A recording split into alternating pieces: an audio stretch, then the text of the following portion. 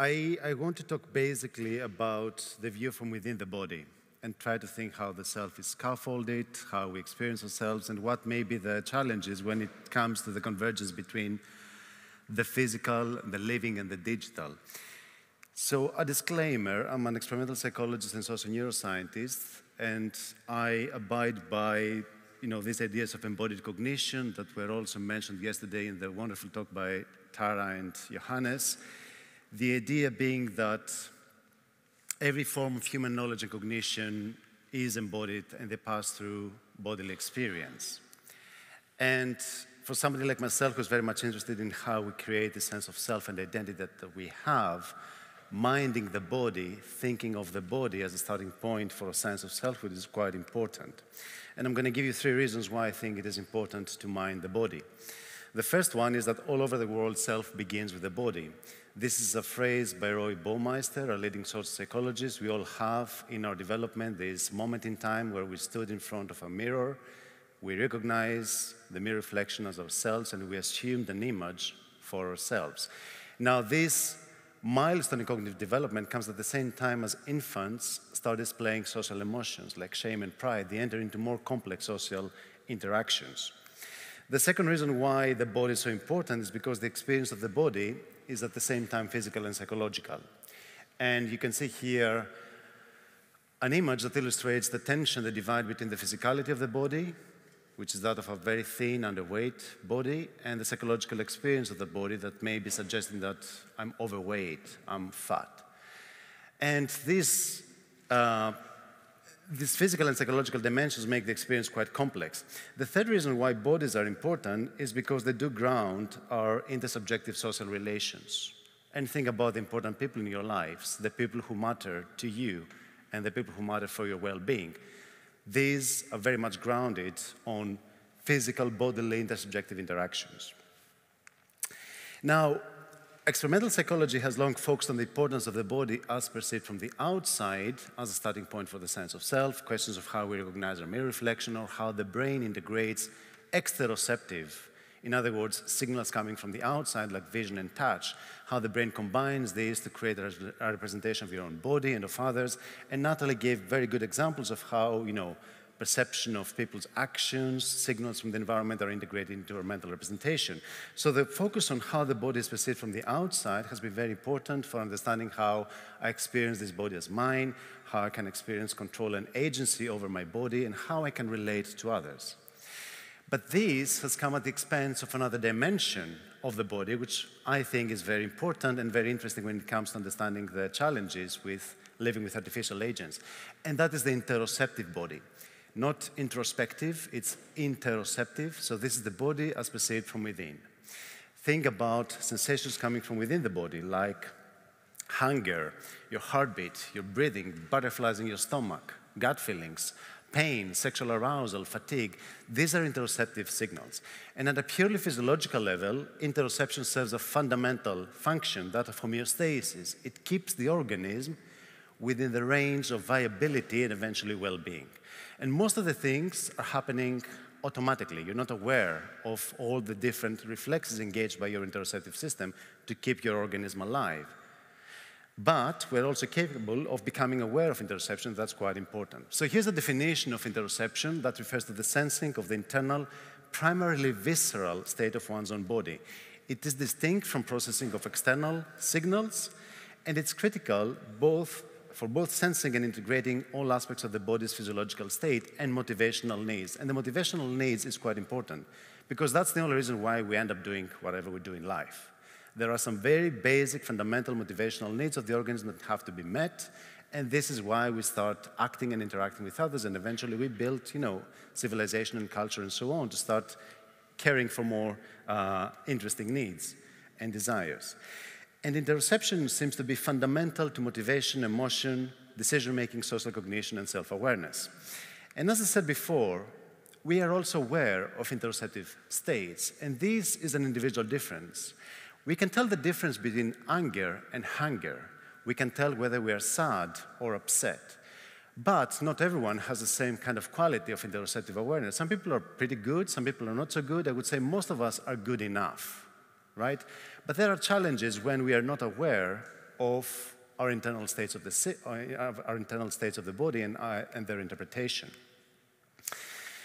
So interoception is important not only because it actually underpins our emotional experience, but because it has also been linked to a wide range of cognitive and affective processes. For example, people with higher interoceptive awareness, they have better emotional regulation. People with poor interoception, they may have emotional problems. Interoception has been linked to a wide range of mental health conditions, and there is a widespread understanding that we're just starting understanding the continuous and bidirectional interplay between your viscera and your brain. Now, another important thing is, how do we figure out, how do we learn what is going on inside our bodies? How does any body become somebody? And I think here, the role of early development interactions with the carer are quite fundamental, because it is with others, thanks to the carers taking care of us, because infants are unable to actually survive on their own. It is thanks to this loop of interactions with the carers that we actually figure out how it feels like to be that body and how we experience that body from within. The second important thing is that the question of how somebody relates to somebody else also comes down to interoception, and I think interoception may be going at the heart of the social cognition. Because you need to have a good enough awareness of how you feel from within to be able to relate to others as people who are distinct from you. And I think Natalie mentioned this idea of self-other boundaries and distinction. And of course, there are cases where, it's trivial, what the other person is feeling and what I'm feeling. Like, think of an everyday exchange at a cashier's.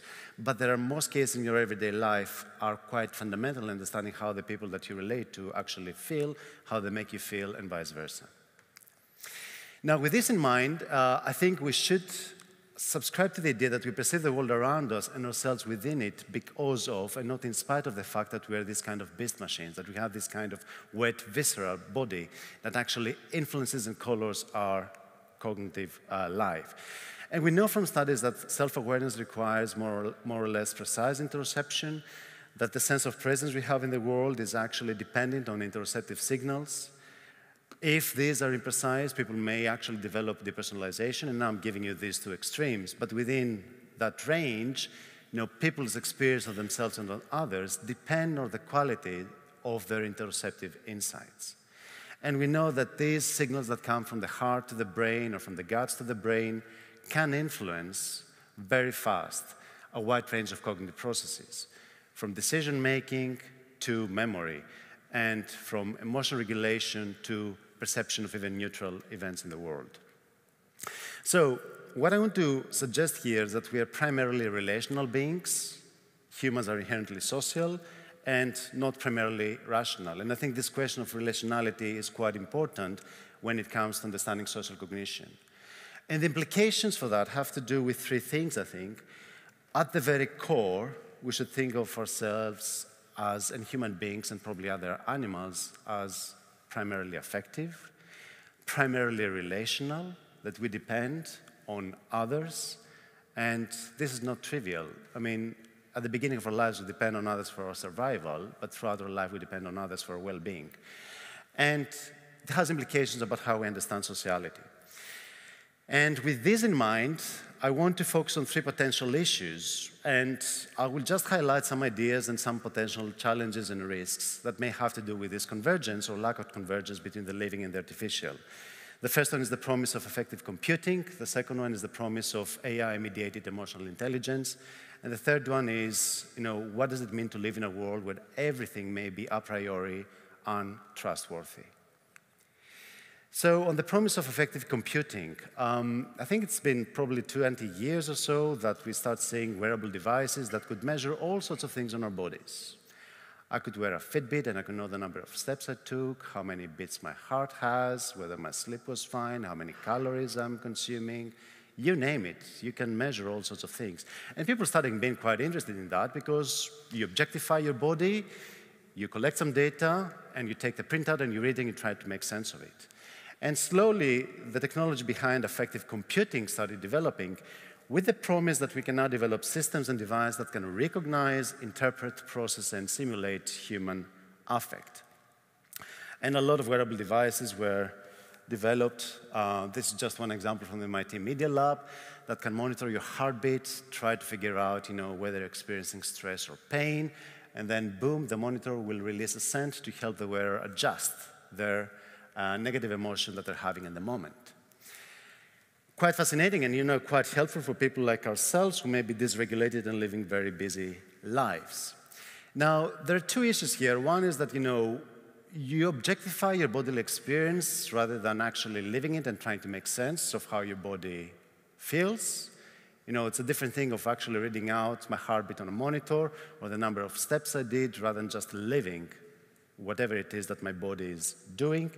And similarly with affective computing, if you think about the science behind emotions and whether we can decode from facial expressions the true emotion of somebody, they're quite dubious claims.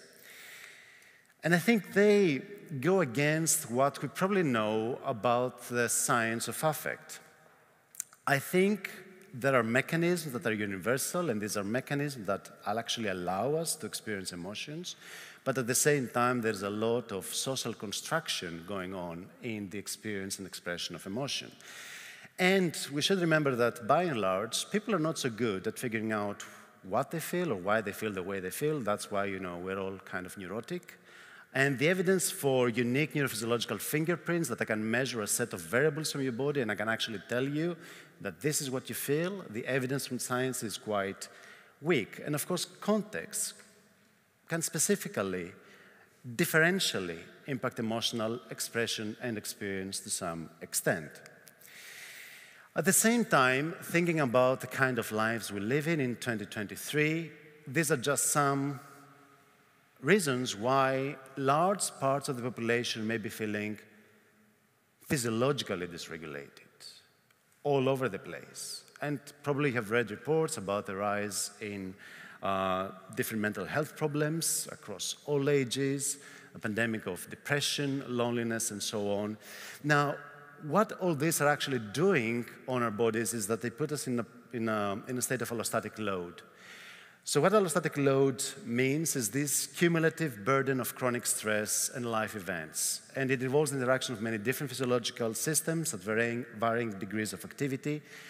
And when these environmental demands, challenges exceed the individual ability to cope, then allostatic overload ensues, and it is a burnout. Now, when you find yourself in this kind of dysregulated states, it may be quite challenging to figure out what is actually happening. How do you make sense of these undifferentiated signals from the body that may be talking about, high arousal, fatigue, and so on? And, in the late 90s and early 2000, people were talking about happiness, and, there was a great time for humanity, and we're all very optimistic, at least in the developed Western world. But, as the 21st century, started to advance, we're talking more about nervous states across the people, politicians, institutions, thinking about increasing inequality and so on. So it's not so rosy, the outlook. And the question here is what happens if people are dysregulated and you have either AI, wearables, or any other potential actors in society who actually give you an effective prescription. I know you don't feel well, I know you don't feel right, but this is why, because you're angry or because you're afraid, and you're afraid because of the refugees, or you're angry because of X, Y, and Z. So giving an effective label may actually mobilize people in ways that may not correspond directly to the causes of the physiological dysregulation. So the perils of affective computing for me is that we may be ignoring how cultural and societal context differentially impact emotional expression.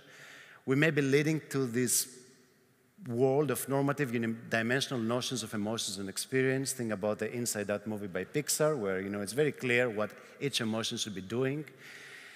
And these may turn into some kind of banality of emotions. And I'm thinking here about Arendt's phrase, the banality of evil, in the sense that Eichmann merely, to put the matter colloquially, never realized what he was doing. It was sheer thoughtlessness. And the worry here is that people don't think about what they feel and why they feel the way they feel, but they would be willing enough to actually take a label that then crystallizes their physiological arousal or patterns of activation. So affect labeling and affective prescription may indeed driving experience. Moving on to the second part about the promise of AI-mediated emotional intelligence. This is Mustafa Suleyman. He was one of the co-founders of DeepMind. He then left DeepMind, and now he's developing an AI chatbot called Pi. And he just published a book, The Coming Wave. And a couple of weeks ago, in the context of promoting the book, he gave an interview in The Guardian. And the title of the interview was, "I Hope I'm Wrong." And I also hope that he is wrong, but for different reasons than he thinks. And I'm just going to show you an excerpt from the interview. This is the journalist. How do you envision AI's role in supporting mental health care in the future, I ask. And suddenly, weirdly, I feel as I've got right to the heart of why he does what he does. I think, Suleyman says, that what we haven't really come to grips with is the impact of family. Because no matter how rich or poor you are, or which ethnic background you come from, or what your gender is, a kind of supportive family is a huge turbocharge, he says. We would probably agree, right? Environment and especially stable, supporting, caring families do play a role. And I think, he continues, we're at the moment with the development of AI where we have ways to provide support, encouragement, affirmation, coaching, and advice in lieu of the family. We've basically taken emotional intelligence and distilled it in AI. And I think that is going to unlock the creativity of millions and millions of people for whom that wasn't available. The journalist. It's not what I was expecting, AI as a best friend forever. But it's all the more startling because of what Suleyman has already told me about his background. Born in 1984 in North London to a Syrian father and English mother, he grew up in a relative poverty, and then, when he was 16, his parents separated and both moved abroad, leaving him and his little brother to fend for themselves. He later won a place at Oxford to study philosophy and theology, but dropped out after a year. But he's hugely accomplished and successful. But this idea that you can actually distill emotional intelligence, which we don't even know what it actually means, in an AI and replace what is the main driver of, supporting life, developing life as we know it, is quite compelling and, to my mind, frightening and challenging. I don't know if you read in the news that in June, there was this case where a widow suggested that her husband committed suicide due to his interactions with a chatbot. So a Belgian man reportedly decided to end his life after having conversations about the future of the planet and climate change with an AI chatbot named Eliza. He ended his life following a 6-week-long conversation with Eliza, and according to the widow, he became extremely eco-anxious when he found refuge in Eliza, and Eliza encouraged him to put an end to his life after he proposed that sacrificing himself could save the planet. It's one event, and I don't want to make a big fuss out of it, but I'm interested about the premises behind these ideas. So Chai, the chatbot, is owned by Chai Research. It's not a mental health app. Its slogan is chat with AI bots, and you can create your own bot and model it to whatever thing you want. And users can also make their own chatbot personas. And explicitly, it is optimized towards being more emotional, fun, and engaging. And we're not really addressing what is the issue here. This is Sakas as a thinker who writes a lot about technology. We anthropomorphize because we do not want to be alone. Now we have powerful technologies which appear to be finely calibrated to exploit this core human desire. And the big elephant in the room that we're not talking about is loneliness and social isolation. And neither mindfulness, nor meditation, nor effective computing, or AI-mediated emotional intelligence can actually address what goes at the core of human relationships. Now, let me finish with the last bit, which is about the world that we're living in and whether this world will end up being untrustworthy and what the implications may be. By and large, we default to truth. When I interact with other humans, a priori, I tend to trust them. I tend to think that they're telling me the truth. And this is probably the basic fundamentals of human communication. But the question is, for how long will we be defaulting to truth? Soon after Trump was inaugurated, Time magazine was asking, is truth dead? And of course, that question was related to the alternative facts that the Trump administration put forward and so on. But perhaps we're actually living in a time where more than ever before, we're required to evaluate the realness, truthfulness, and trustworthiness of the social world. From mainstream news to social media, from edited photos to fake videos, from humans to bots, and from alternative facts to fake news, we are asked to judge on a single day the veracity of agents and the information they convey. That's the kind of social cultural milieu we are living in right now. All of these faces that you see on the screen, apart from one, are AI generated. They're hyper-realistic and the technology is amazing. Algorithms can just generate images of people who never existed and will never exist. These are not real humans. But nevertheless, they're currently used in an ubiquitous way in culture. Katie Jones never existed. This face is not real. It's not the face of anyone living. But nevertheless, he managed to create, well, not Katie herself, because of course it doesn't exist, but there was a LinkedIn profile that managed to infiltrate the Washington establishment, and she was basically a spy for a foreign country. And there are many examples where these gun faces, these faces of people who don't exist, artificial faces, are being used, of course, in marketing, but also for espionage, political propaganda, and so on. So many have argued that one of the biggest casualties of AI will be the erosion of trust in what we hear and what we see. In other words, the erosion of social trust. And we did an experiment where we tried to see, how do people actually perceive these artificial faces that are hyper-realistic? Do they see them as being more real than faces of real people? And what are the implications for the social processing of these faces? So this is a paper we published last year where we did a series of experiments, and I'm just going to give you here the main conclusions. So these artificial faces are more likely to be perceived by people as being real than real faces, right? And people's realness judgments influence the kind of trust and social conformity they show towards these faces. Faces that were judged to be real will elicit more trust. Interestingly, when you actually inform people, your participants in the experiment, that some of the faces may be real and some of the faces may be artificial, their overall levels of trust drop, suggesting that indeed maybe we're moving towards a world where our awareness of what may be artificially generated or not will change completely the way we relate to the information out there.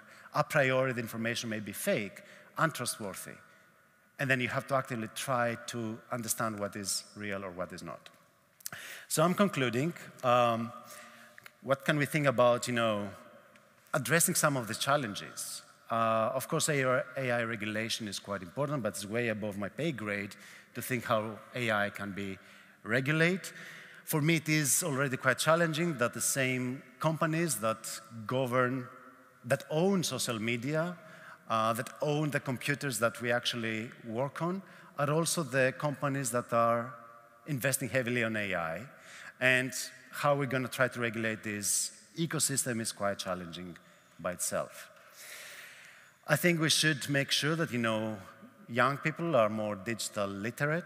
It goes without saying. But I think we should also consider focusing on emotional literacy. It is important that all of us are engaging in critical thinking, but I think there's another dimension that we should actually try to cultivate, which is critical feeling. Interrogating what you feel and why you feel the way you feel, and learning how to actually figure out what your body is telling and how you can regulate these emotions. And thinking more about social connections and how you can, again, reinforce sociality, communities. And that's a problem that's not just interesting from the point of view of technology and our interaction with technology. It goes also at the heart of the future of democracy when we have so many voices now talking more about deliberative democracy and citizens' assemblies. Now, in the digital age that we live, it's great because we can offload a lot of our cognitive labor to our devices, apps, and AI. But our affective cores and lived experiences depend on our social interactions with other alive, embodied, and affective agents, and with the political and social institutions that we have. The body politic, again, a body. And I think we should resist the temptation that these others can be digitally substituted. And this is also some of the questions we're trying to address in the Center for the Politics of Feelings at the University of London. So, finishing, this is just an interesting poll. What will best describe the future of the present, given that so many parts of the population seem to be apathetic, passive, and asocial? There are two options. These are two scenarios that were put forward by people a long time ago. One is that we are this kind of apathetic, passive, and asocial because of our addiction to amusement and social media, and that's Huxley's probably Brave New World idea, or because of mass surveillance, thought police, and totalitarianism, as in Orwell's 1984. Probably it will be a combination of both. But I think figuring out and negotiating our affect and affective interrelationships will remain important. Thank you very much.